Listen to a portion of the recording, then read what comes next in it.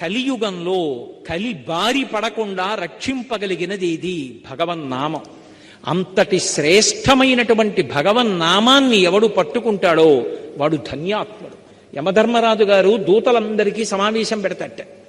పెట్టి ఎవరి జోలికి వెళ్ళకూడదో, ఎవరిని ముందు తీసుకురావాలో చిట్టా చెప్తుంటాడు. పరాకు పడకండి, గుర్తుపెట్టుకోండి అంటుంటట.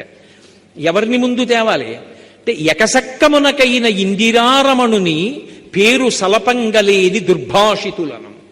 ఎకసక్కమునకు అంటే ఎగతాళి చేయడానికి కూడా నారాయణుడి పేరు చెప్పనివాడు ఉంటాడే, వాణ్ణి ముందు తీసుకురండి.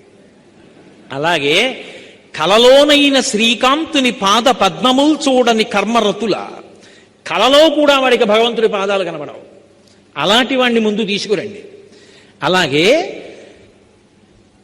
కేవల కథాప్రశంసకునైన కృష్ణ కథాప్రశంసకు చెవి యొగ్గలేని దుష్కథా ప్రవణుల. భాగవతం చెప్తుంటే, కృష్ణలీలలు చెప్తుంటే, కృష్ణుడి లీలలు విని సరదాపడి సంతోషించడానికి కూడా చెవి ఇలా పెట్టకుండా ఎప్పుడూ అక్కర్లేని విషయాలు వినేటటువంటి వాళ్ళు ఉంటారే వాళ్ళు. యాత్రోత్సవములైన ఈశ్వరుని గుడి త్రోవ తొక్కని దుష్పదులను. యాత్రకెడతాడు, ఉత్సవానికి ఎడతాడు, నువ్వు వెళ్ళవే గుళ్ళోకి, నేను ఇక్కడ ఉంటానంటాడు. అలా యాత్రకి వెళ్ళడు, ఉత్సవానికి వెళ్ళడు, భగవంతుడి గుడి దారి కూడా తొక్కని వాడు ఉంటాడే వాణ్ణి.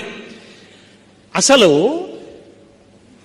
పరమ భాగవతుల పాద ధూళి సమస్త తీర్థసారమటంచు ఎరుగలేని వారి వారి వారి వారి వారి చేరిన వారి తొలుత కట్టి తెండు దూతలార.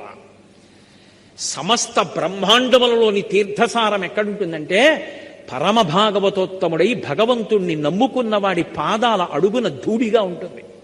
అందుకే వాడి గడప దాటి ఇంట్లోకి వస్తుంటే భగవంతుడి సింహాసనంలోంచి తలెత్తి చూస్తాట. ఎన్నాళ్ళకి రావాణ్ణి తీసుకొచ్చావు ఇంటికి, వాడు గుక్కెడు నీళ్లు తాగాడు రా మన ఇంట్లో, ధన్యుడి అంటాట.